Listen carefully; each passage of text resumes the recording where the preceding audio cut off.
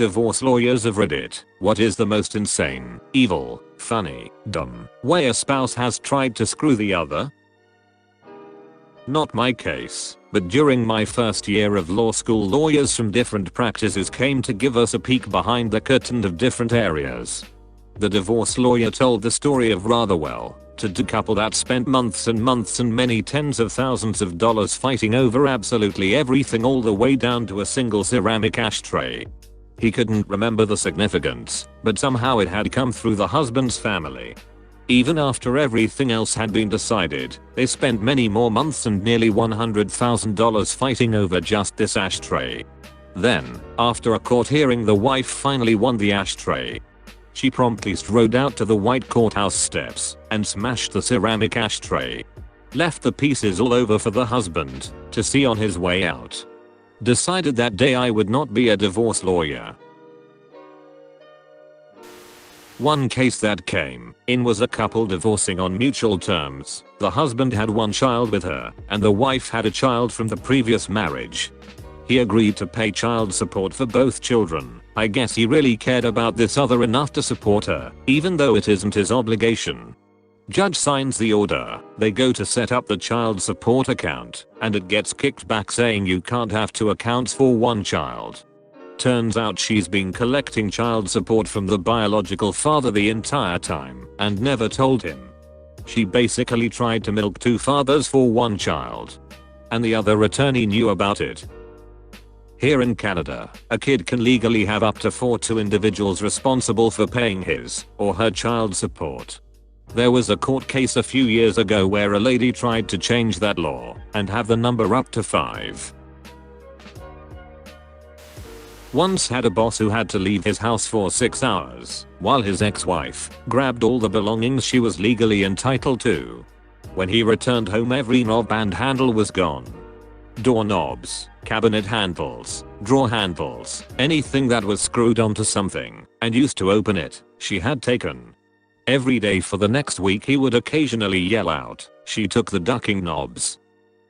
My friend's mom did this when she found out her husband was cheating. In addition, all the light bulbs and toilet paper. Even the light bulb in the fridge. She knew he would come home from work in the evening and have to figure out what was going on. A soon-to-be ex-husband left his wife's prize koi to die on the doorstep of their house. Apparently the value of these fish, 6 in total, was over $100,000. She was, according to her lawyer, so distraught that she couldn't be in court. Only in LA. What the hell? Is this not destruction of livestock/property and animal abuse? Koi are really long-lived fish and can become a bit friendly too. Yes. My local pet store has koi that come up to you and you can pet them and they'll listen to you talk. Not my divorce, but my divorce lawyer told me about a case she was involved in where both clients were so petty that they had to all meet to argue over literally every single scrap of everything. The final object that neither would settle on was a ceramic rabbit statue, a really generic one from Home Depot or whatever. Zero sentimental value, but since it was the final item, neither side wanted to lose the last thing and they dragged it out over 3 separate meetings for this one thing. I don't remember which ended up getting it, but once they settled it and signed everything, the winning party stuck it on their lawyer's desk as a gift and walked out. They must have felt so cool yet looked so stupid. I wonder at what point even the lawyers are like, this is not worth my time despite what I'm getting paid. Just accidentally drop that so it breaks. Friend was going through divorce from insane husband. He had been texting her pics of the gun he bought and threatening her. Police were called. Nothing they could do because it was only a picture. He was staying with a secret girlfriend at this point. She allowed him to go get his stuff from the house. She was scared to go back in the house alone. I went with her. First red flag was he had changed the locks. So we waited for locksmith to open the house and change the locks again. Well, when the door opens, we noticed all of the furniture was gone. So we carefully went upstairs in search of her cats. The entire second floor was empty. No cats. No furniture. Even her clothes were gone. Come to find out, he hired a moving company to pack and take everything, even the food in the fridge. Finally found the cats. He had taken them to another vet in town and put them up for boarding under his sister's name, thinking she would not be able to find them. He was finally forced to disclose what happened to her possessions. He had them taken to a storage unit far away from the home. I can't believe I'm saying this, but relative to the amount of animal abuse in the rest of this thread, I'm glad he didn't try to kill the cats. Divorce lawyer here. Spouse had been out of the house for weeks. She waited until he was on a business trip, came into the house, turned on all of the faucets, plugged the drains, turned off the furnace, and left. It was -10 degrees. He came back 5 days later. The house was ruined. The water froze and cracked the foundation. I'm guessing no insurance. Or insurance didn't cover a deliberate act of damage or something. I'm not a divorce lawyer, but my parents got divorced about a year ago. My mum didn't want my dad to show up in court because he would contest and then they'd have to split the assets. She phoned me and told me to put laxatives in his food so he wouldn't be able to make it there. Did you? No. She kept screaming at me, commanding me to, but I refused. It's one of the reasons that she hates me now, lol. Did you tell the court or something? My dad didn't want me involved in the whole court thing, so I couldn't tell anyone. My mum did end up getting him kicked out of the house though before the whole thing even came to a conclusion. She said that he was getting physical, when the truth was that she was the one who initiated the physicality. I really wanted to help my dad, but he wouldn't let me. Had a client whose wife wanted him out of the house.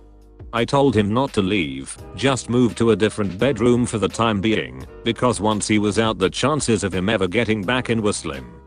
He texted his wife and told her he was staying in the house.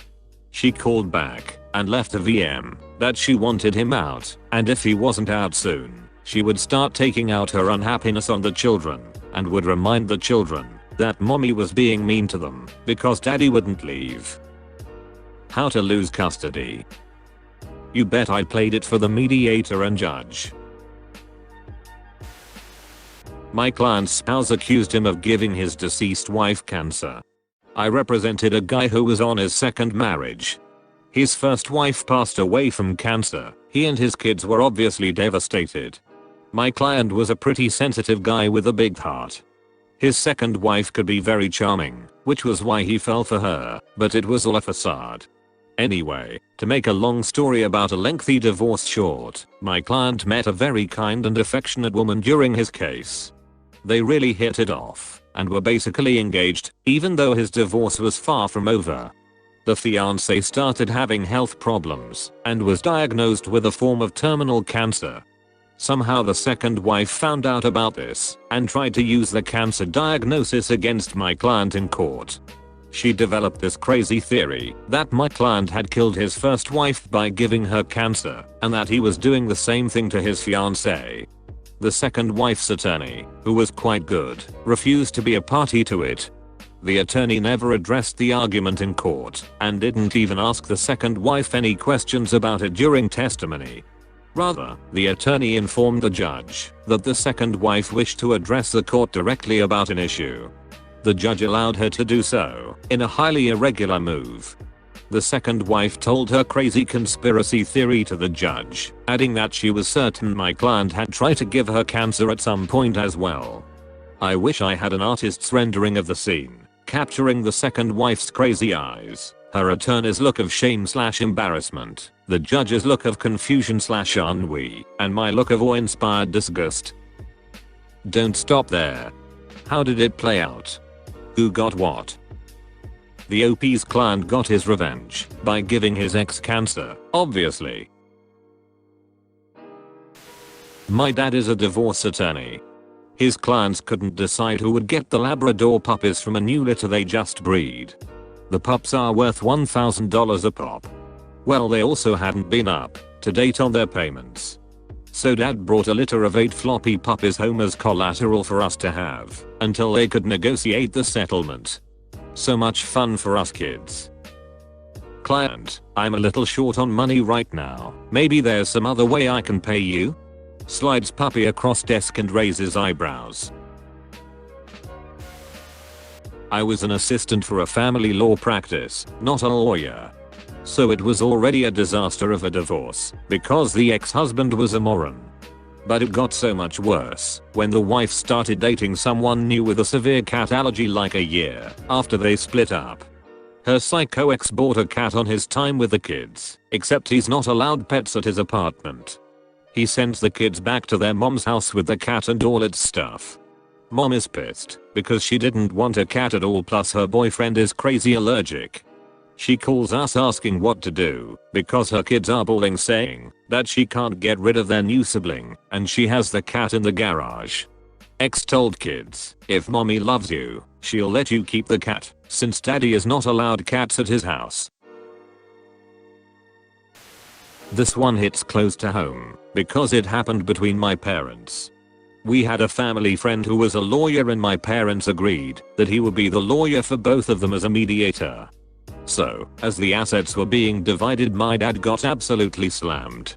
She was going to get the house, cars, half his retirement, and an insane amount of alimony. To the tune of like $2,500 a month for the rest of her life. My dad has a good job as a municipal employee, but that was probably 70% of his paycheck. Turns out that my mom and the family friend actually conspired to rip my dad off and make it seem like that's what a divorce settlement looks like. And she was going to kick back more money under the table after the dust had settled. Dad just didn't know how these things worked. So, after some convincing, he finally went out and got his own lawyer. He got a very fair divorce settlement after that. Mom still to this day can't understand why we don't talk to her much. That other attorney could be disbarred for that. Should be. Most malicious thing I know of personally involved a coworker of mine. He was sleeping with a married woman, and ultimately the husband found out she was having an affair. Really ugly divorce ensues, during which they fought over a lot of assets, but the real point of contention was their dog, lovely GSD named Orion.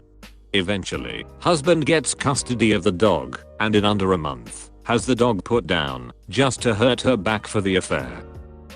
Pure evil. Got to be a sociopath, to kill a dog to hurt a human. I work for a divorce attorney now, but the craziest thing came to my attention when I worked for the prosecuting attorney. This couple was breaking up, and Mr. left the house. Miss Us went to work the next morning as usual. When she returned home in the evening, she found Mr. had been to the house and removed his clothing and belongings as she expected. What she didn't expect was that he had also gorilla glued her belongings together. He glued the TV remote to the table, the phone to its cradle, the couch pillows to the couch, and even glued the vacuum cleaner to the carpet. She called the police and reported this as property damage.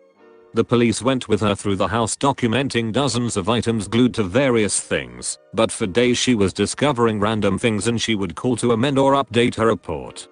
My GD oven mitts were glued to the wall. Or he glued the effing sheets together in the linen closet. I've seen people do and say really awful things to each other, but that was diabolical. Wow. That's creative. Smart of her to call the police though. Documenting this upfront helps. I can't stop laughing at the absurdity of it all. Just imagining she kept finding random things glued together for weeks afterwards. It's hilariously evil. How about a wholesome, insane one? This was told to me by my mom regarding the divorce she got from my dad. They couldn't settle on an alimony amount. Mom and her lawyer came in with a number, dad countered with a number. They couldn't agree. Because my dad thought my mom should get twice the amount in alimony she was asking for, and my mom didn't want my dad to give her that much money for months. It took months for them to settle on a figure that appeased both of them. Even then, My mom puts aside the extra above what she wanted in case my dad ever has a financial emergency, and my dad puts aside the extra she didn't want in case my mom ever has a financial emergency. The funny thing is, they don't know the other is putting the money aside for the other. My mom told me about her emergency stash, and my dad told my brother about his emergency stash. Bro and I discussed it while talking about what nut jobs our parents are. Or what caused the divorce out of curiosity. My dad had had a girlfriend for the past 15 plus years. My mom knew, but the agreement was they would divorce after my brother graduated high school. My parents had been together since they were 7th and 8th graders, so honestly I think at some point it just became habit. It was a very amicable divorce, both are remarried, and I get along with all 4 of my parents.